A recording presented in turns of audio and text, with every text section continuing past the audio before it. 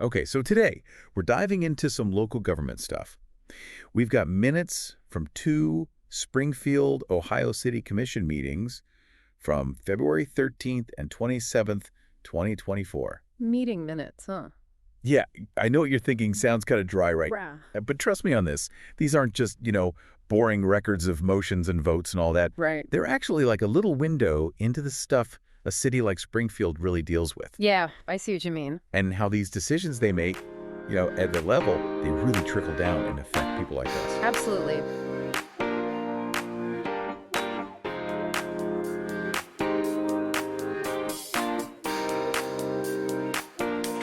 It's easy to forget about local government, but it's where the rubber meets the road, as they say. Even small decisions can have a ripple effect. Exactly. Yeah. So let's jump into that February 13th meeting. First thing I noticed, Commissioner Tackett was absent. Oh, right. And it's worth mentioning, she was actually in D.C. advocating for epilepsy awareness, Of course. which is especially meaningful considering, her daughter's passing. It's just a reminder that these commissioners are real people with, their own lives and dealing with important things both inside and outside of these meetings. Definitely. It adds a human dimension to it all. For sure. Now, getting into the minutes themselves, the first thing we see is, the approval of the previous meeting's minutes. Right. Standard procedure. It might seem kind of procedural, but it actually reflects something really important about, like, good governance, transparency, Accountability.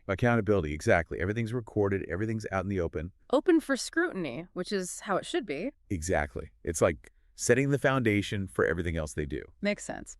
Now, things get a bit more interesting when we get to what's called first reading ordinances. Okay, first read. Basically, these are like proposed laws that need to go through multiple reviews and approvals before they're actually enacted.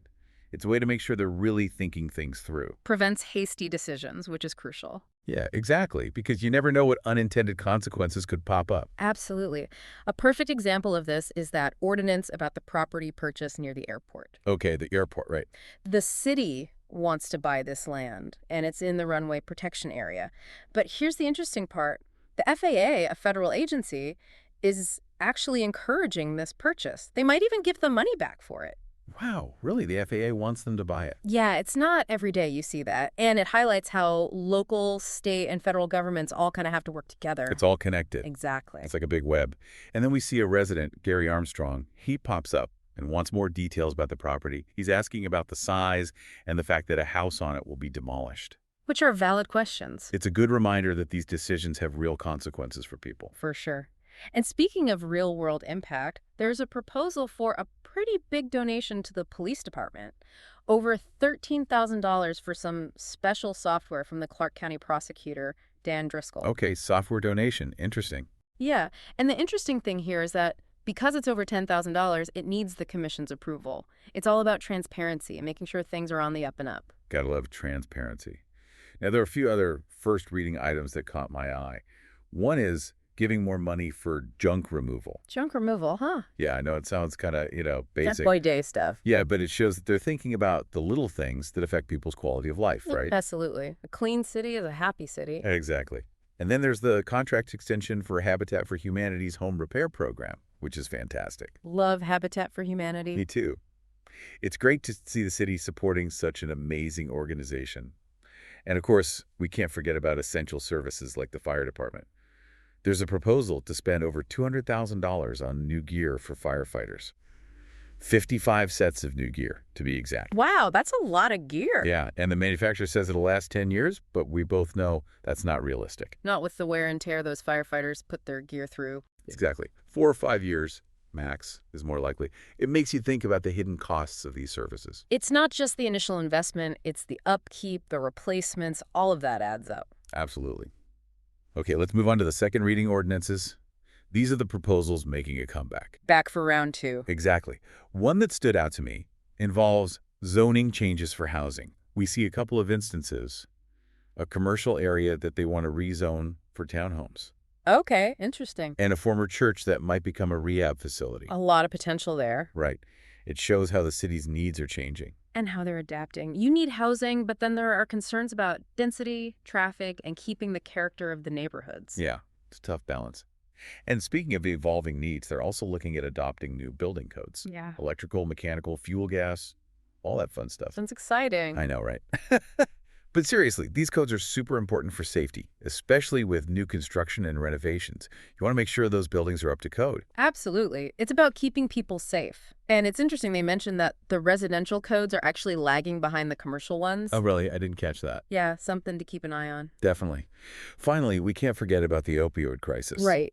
A major issue. The city's thinking about approving $1.3 million for a substance abuse grant. Okay, so they're putting some serious money towards it. Yeah, it's a big problem that needs a lot of resources.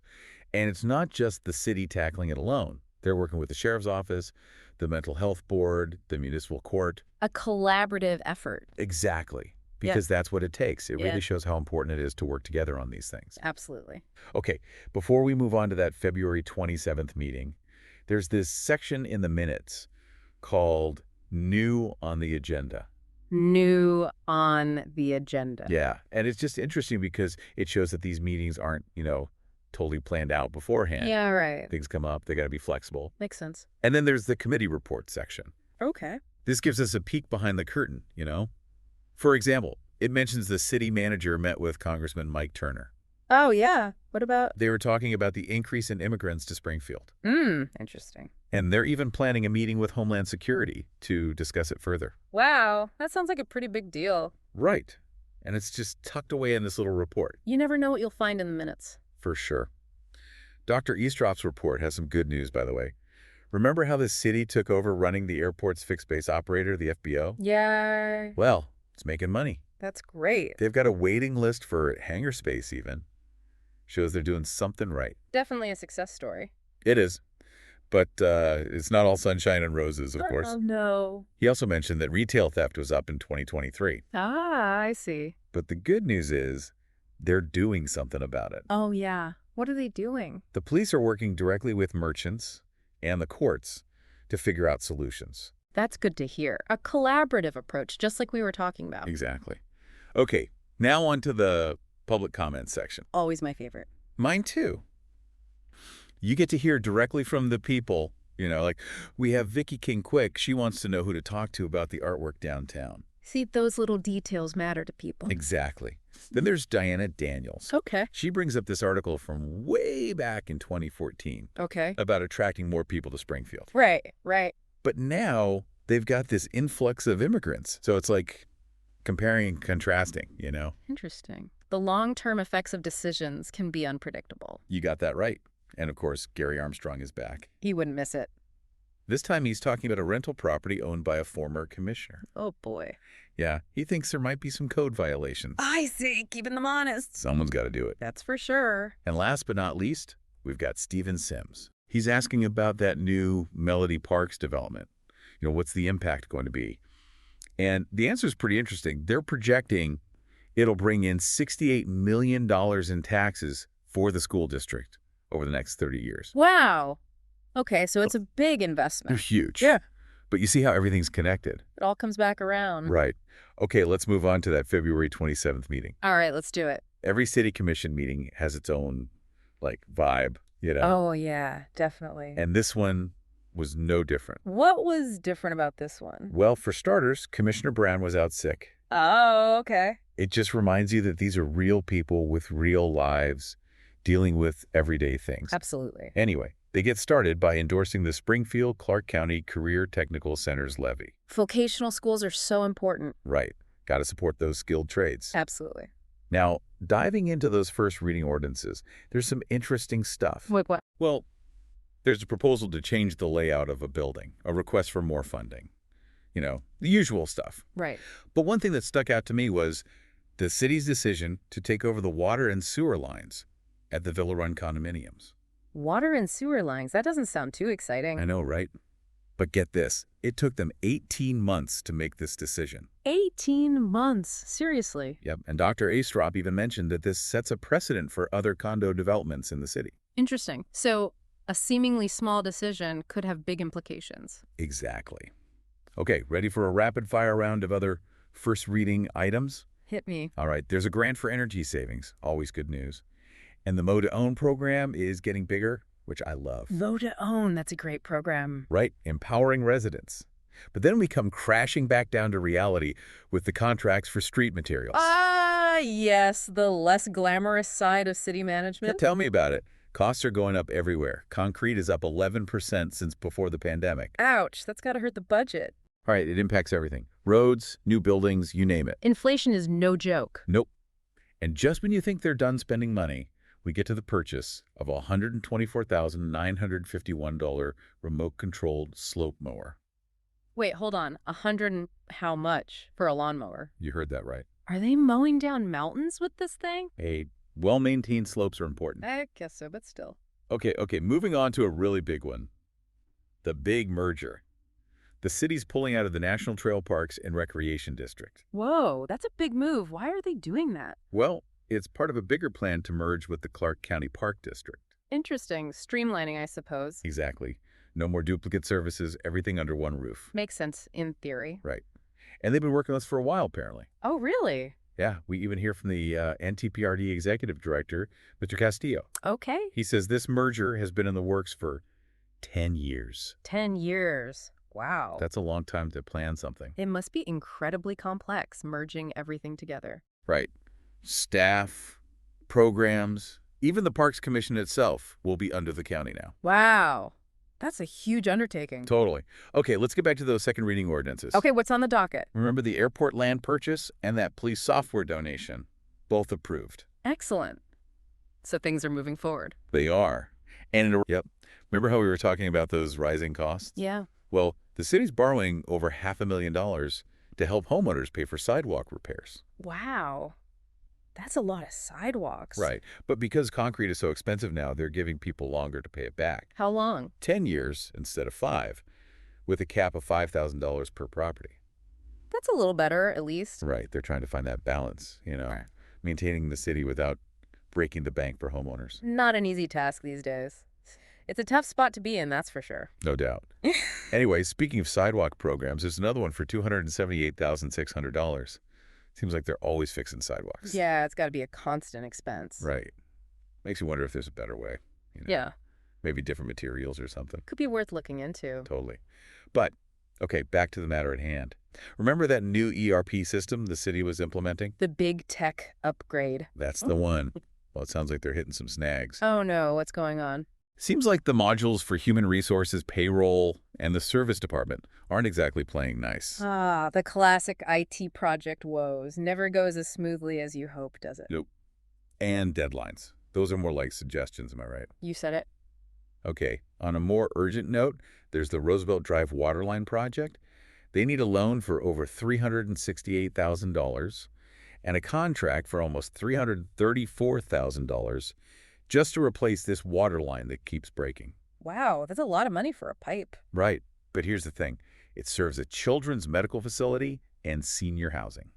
So pretty important stuff. Oh, wow, yeah. You can't really put a price on that, can you? Exactly. It shows where their priorities are. Okay, remember those pricey firefighter gear purchases? Yeah, what about them? Approved, though they did mention again how the manufacturer's lifespan claims don't really match up with reality. Well, yeah, firefighters put those suits through the ringer. No kidding. They deserve the best equipment, that's for sure. Absolutely. And speaking of public safety, there's funding for a joint law enforcement operations task force Okay, what is that? and a federal equitable sharing agreement.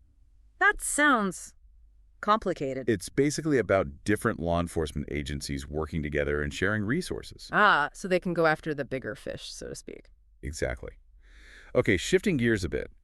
There's an ordinance to give more money to Sheltered Inc.'s rapid rehousing program. That's great news. It is. But during the public comments, a resident, Otis Williams, brings up a really good point. He says not everyone who's homeless actually wants to live in a traditional house or apartment.